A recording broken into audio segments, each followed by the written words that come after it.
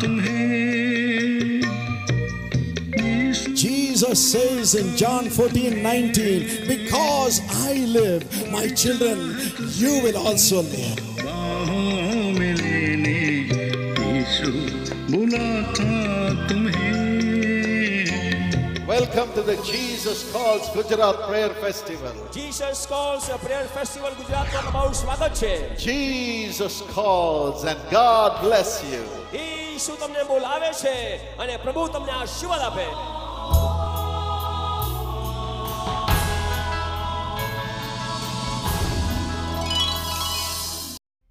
तुम आनंद के साथ निकलोगे और शांति के साथ पहुंचाए जाओगे। इस प्रतिज्ञा के अनुसार पिछले माह हमने पहले भाग पर मनन किया था।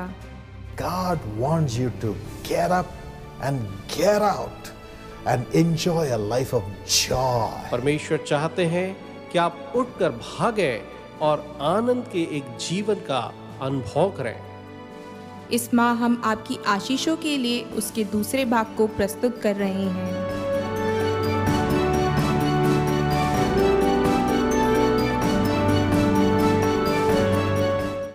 My precious friend, it's a joy to wish you all of God's blessings this month in your life. मेरे बहुमूल्य दोस्तों, आप सबके जीवन में इस महीने परमेश्वर की आशीष हो, इस तरह से अभिवादन करना मेरे लिए बहुत ही खुशी की बात है।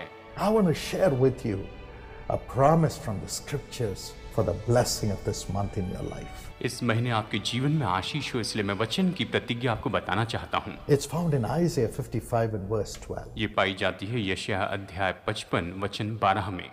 You will go out with joy क्योंकि तुम आनंद के साथ निकलोगे and you will be led forth in peace. और शांति के साथ पहुंचाए जाओगे। You will be led forth in peace. और शांति के साथ पहुंचाए जाओगे। God is a God who leads us. परमेश्वर ऐसा परमेश्वर है जो हमारी अगुवाई करता है। In Psalm 23 and verse 1 and 2. भजन संहिता 23 वचन 1 और 2 में इस तरह से कहा गया है। Yes, the Lord is our shepherd. हाँ, परमेश्वर हमारा चरवाह है And he leads us beside the still waters. और वो हमें शांत जल के झरने के पास लेकर चलता है। Giving us peace, peace, peace. हमें बस शांति शांति और शांति ही देता है। Yes, he's a God who leads us. हाँ, वो ऐसा परमेश्वर है जो हमारी अगुवाई करता है। In Psalm 32 and verse 8. भजन संहिता 32 वचन 8 में। Isaiah 48 and verse 17. यशायाह अध्याय 48 और वचन 16 में इस तरह से कहा गया है। God puts his eye upon us. परमेश्वर अपनी दृष्टि हम पर लगाता है And he guides us. और वो हमारा मार्गदर्शन करता है And he teaches और वो हमें शिक्षा देता है the way in which we should walk. कि हमें किस मार्ग में चलना चाहिए। वो मार्ग की शिक्षा हमें देता है And what would profit us. और किससे हमारा लाभ होगा वो हमें बताता है। And he leads us into peace. और वो हमें शांति में लेकर चलता है, पहुंचाता है। If you read Exodus 23 and verse 20, अगर आप निर्गमन अध्याय 23 और वचन 20 पढ़ते हैं, the Lord sends an angel of the Lord before us.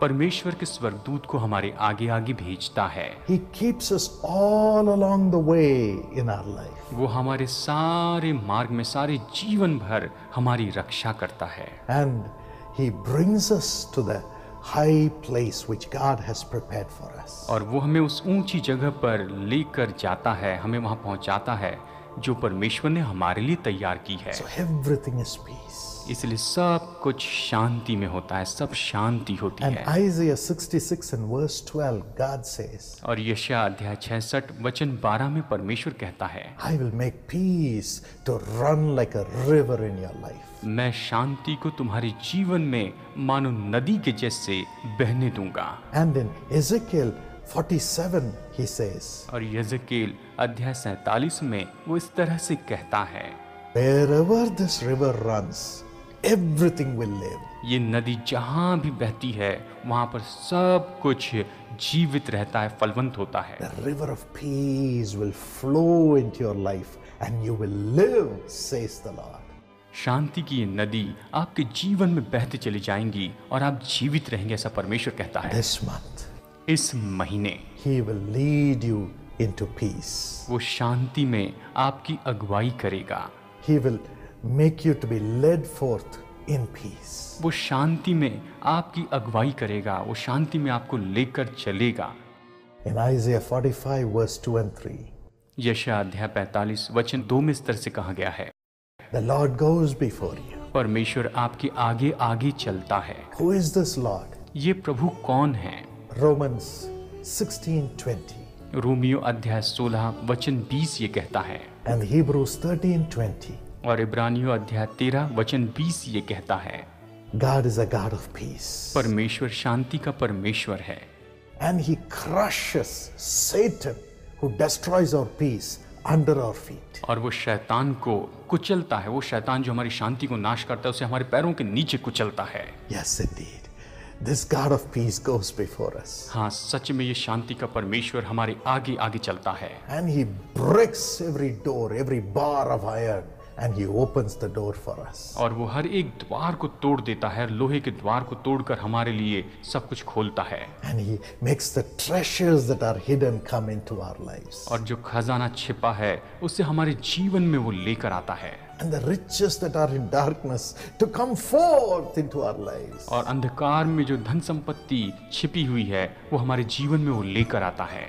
This morning, I was reading about Daniel. आज सुबह मैं दानियल के बारे में पढ़ रहा था। आज सुबह के समय मैंने पढ़ा, It was a time when a finger appeared and wrote on the wall against the king of Babylon. ये तो ऐसा समय था जब एक उंगली प्रकट हुई और उसने बाबिलोन के राजा के विरुद्ध में कुछ दीवार पर लिखा। It was against the king Belteshazzar. ये तो बेलशस्सार राजा के विरुद्ध में वहां पर दीवार पर लिखा गया था। And the king called Daniel and said, interpret it for me. और राजा ने दानियल को बुलाया और उससे कहा कि तू इसका अर्थ मुझे बता, जल्दी से इसका अर्थ तू मुझे बता। The king was drinking with all his nobles with the cups that were taken from the temple of Jerusalem. राजा तो अपने सभी बड़े मंत्रियों के साथ में यरूशलेम के मंदिर से जो कप लिए थे उनमें शराब पी रहा था। They were cups of gold. वो तो सोने के प्याले थे, सोने के कप्स थे। And as they were drinking, defiling the vessels of God, they were worshipping gold, silver, iron, bronze, wood, and calling them as God. वो जैसे कि इन सोने के पात्रों को अशुद्ध कर रहे थे, वो तो सोना, चांदी, लोहा, तांबा, लकड़ी इनकी उपासना करते थे और उनकी बनी हुई चीजों को वो परमेश्वर कहा करते थे। But Daniel came लेकिन दानियल आया and said, God says. और उसने ये कहा कि परमेश्वर कहता है। The meaning of this writing through the finger of God is, परमेश्वर की उंगली से जो लिखा गया है इस शब्द, इस वाक्य का मतलब ये है, you are worshipping gold, silver, bronze, and all the riches of the world. तुम तो सोना, चांदी, तांबा, पीतल और संसार की दूसरी सारी इन चीजों की उपासना करते हो। And you're also defiling the vessels of God, God's servants. और तुम परमेश्वर के पात्रों को अशुद्ध कर रहे हो, परमेश्वर के दासों को अशुद्ध कर रहे हो। But God is going to judge you. लेकिन परमेश्वर तुम्हारा न्याय करने वाला है। You will die. तुम मर जाओगे। Your kingdom will be given away. तुम्हारा राज्य जो है वो दूसरों को सौंप दिया जाएगा। And it happened exactly. और बिल्कुल वैसे ही हुआ। Another king came. एक और राजा आया। The same night that king was murdered, and a new king came from another country. And the first thing he said was, I am going to build the house of God. और उसी रात दूसरे देश के राजा ने इस राजा की हत्या कर दी और उस नए राजा ने सबसे पहला वाक्य तो यही कहा कि मैं परमेश्वर का मंदिर बनाऊंगा। Yes, indeed. That king never looked at the possessions of the world. He never worshipped the gold and the silver, but worshipped the living God and built the temple of God. और हाँ, उस राजा ने कभी सोने और चांदी की उपासना नहीं की, लेकिन जीवित परमेश्वर की उपासना की और उसने परमेश्वर के लिए मंदिर बनाया। Even today, as we turn our eyes from the lustful things of pride, money, stature of this world, and the relationship of lust and sin and stop worshipping them, but turn to God and make our bodies as His temple, worshipping God, surely we will be led forth in peace by the God of peace, and treasures and riches will come to us. और जैसे निश्चय ही आज हम अपनी आंखें सोना चांदी संसार का सम्मान और इन सारी चीज़ों से दूर कर देते हैं और केवल उस जीवित परमेश्वर की ओर देखते हैं, तो निश्चय ही परमेश्वर हमारे जीवन में हमें उन सारी बातों से जयवंत करके हमारे जीवन में वो बहुतायत की आशीष देगा और निश्चय ही वो हमारे जीवन में उस अद्भुत शांति को लेकर आएगा, हमारे जीवन में महान शांति में वो अगुवाई करेगा। God will surely lead you into the paths of peace. परमेश्वर निश्चय ही शांति के मार्ग में आपकी अगुवाई In करेगा। Luke chapter 10, लूका अध्याय 10 में हम देखते हैं from verse 38 to 42, वचन 38 से लेकर वचन 42 तक हम देखते हैं। there was a lady called Mary who sat at the feet of Jesus when He came to her home. यहाँ मरियम नाम की एक स्त्री थी, जब यीशु उसके घर में आया तो वो उसके पैरों के पास बैठी रही। Her sister was busy making the arrangements and doing the household chores, taking care of all the worldly details. और उसकी जो बहन थी वो तो बाकी कामों में बहुत ही व्यस्त थी, संसार की बातों की ओर वो देखती जा रही थी। And she was all the time complaining against her sister Mary, who was sitting at the feet of Jesus, looking at His feet and hearing His word all the time. और वो अपनी बहन की शिकायत कर रही थी, हर समय शिकायत कर रही थी उस बहन की जो यीशु के चरणों के पास बैठी थी और हमेशा हर समय वो यीशु की ओर से सुनती जा रही थी। But Mary never listened to her sister, who was complaining about her before all the people, even complaining to God about her.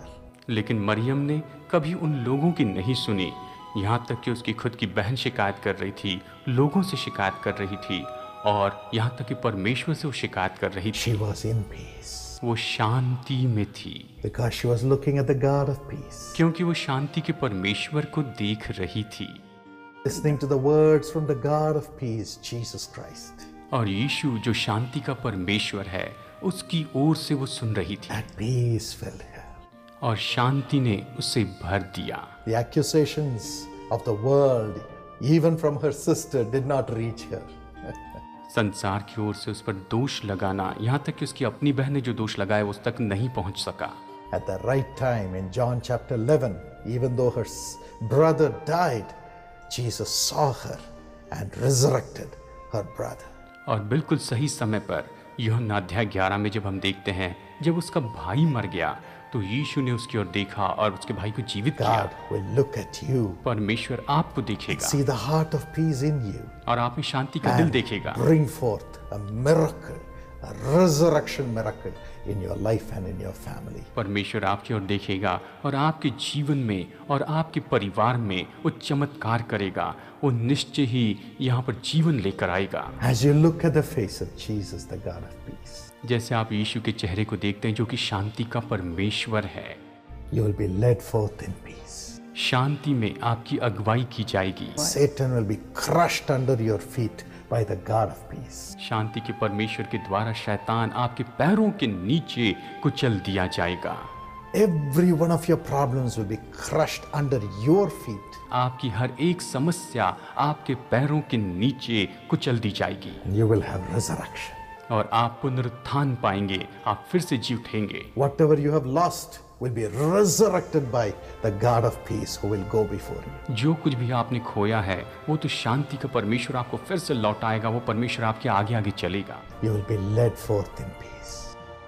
शांति में आपकी अगुवाई की जाएगी। Yes, today onwards you will experience that great blessing from God, the God of peace. हाँ, निश्चय आज से आगे परमेश्वर की ओर से आप इस महान आशीष को पाएंगे, शांति के परमेश्वर की ओर से पाएंगे। Open your heart to Jesus, the God of peace. अपने दिल को यीशु के लिए खोले जो कि शांति का परमेश्वर है। May He lead you beside the still waters, वो आपको शांत जल के झरने के पास लेकर चले full of peace, जो शांति से भरा हुआ है and rich pastures, full of prosperity. और ऐसी हरी चराइयों से भरा है जो कि संपन्नता से पूरा भरा हुआ है। Shall we pray? आइए हम प्रार्थना करते हैं। Father, पिता, as your beloved son, beloved daughter opens his or her heart to you, जैसे तेरा प्यारा बेटा, तेरी प्यारी बेटी इस समय अपना दिल तेरे सामने खोलते हैं, enter into their heart now.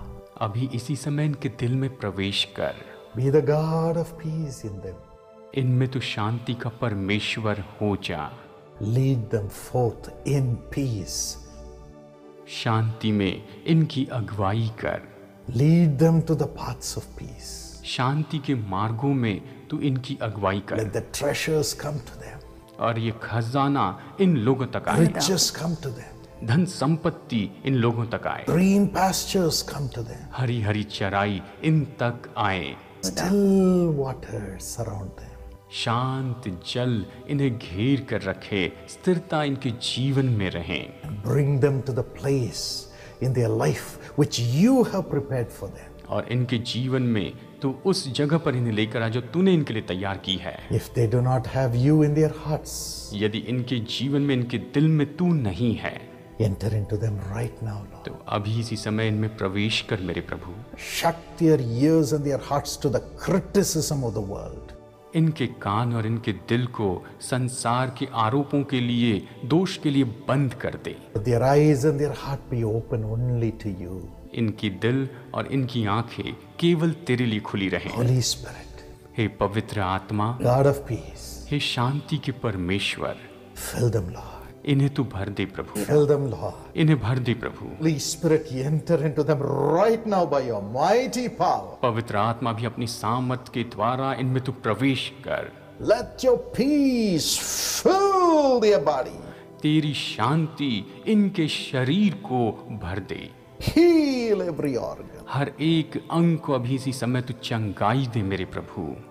Let every evil power fall at their feet in Jesus' name. हर एक दुष्ट की ताकत अभी इसी समय इनके पैरों के पास गिर जाए यीशु के नाम में। Every weakness हर एक कमजोरी which stops them from excelling in their lives, excelling in their studies, excelling in their profession, I command it to leave them in Jesus' name. हर एक ताकत जो इन्हें अपने जीवन में, अपने व्यवसाय में, अपने व्यापार में, अपनी चीजों में बढ़ने नहीं देती है, उन्हें मैं अभी इसी समय आज्ञा देता हूं कि अभी इसी समय इन्हें छोड़ के चले जाए यीशु के नाम में। Father, make it so light and easy for them. हे पिता, इनके लिए तू इसे बहुत ही हल्का और आसान बना। Let them be taken and led forth in peace. प्रभु ये शांति में ले जाए, शांति में इनकी अगुवाई हो, Every blessing come in search of them. कि हर एक आशीष इन्हें ढूंढते हुए इन तक आए। Bless them as they celebrate their birthdays, और जैसे ये अपने जन्मदिन को मनाते हैं प्रभु, तो इन्हें आशीष दे। their wedding anniversaries. अपने विवाह की वर्षगांठ को मनाते हैं तो इन्हें आशीष दे। Comfort them if they have lost their loved ones. यदि ये अपने प्रियजन को खो बैठे हैं तो इन्हें तू सांत्वना दे मेरे प्रभु। Give them back everything in double measure, whatever they have lost. जो कुछ भी इन्होंने खोया है, सब कुछ तू इन्हें दुगनी आशीष के रूप में दे। Bless everyone who has given their offerings for the ministry. हर एक व्यक्ति जिसने अपनी भेंटें सेवकाई के लिए दी है, उन्हें आशीष दे। As they are building your house, the prayer tower and the prayer ministry and the television ministry and touching millions of lives. जैसे ये तेरे घर को बनाते हैं, प्रेयर टावर को, प्रेयर मिनिस्ट्री, और बहुत से लाखों लोगों के जीवन को ये छू लेते हैं।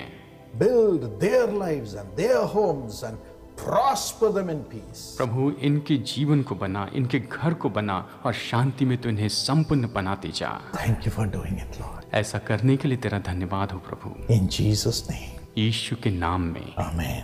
आमेन। God bless you, my friends, and happy, blessed days of peace. परमेश्वर आपको आशीष दे मेरे दोस्तों, और आने वाले दिन आपके लिए बड़ी शांति और खुशी के हो।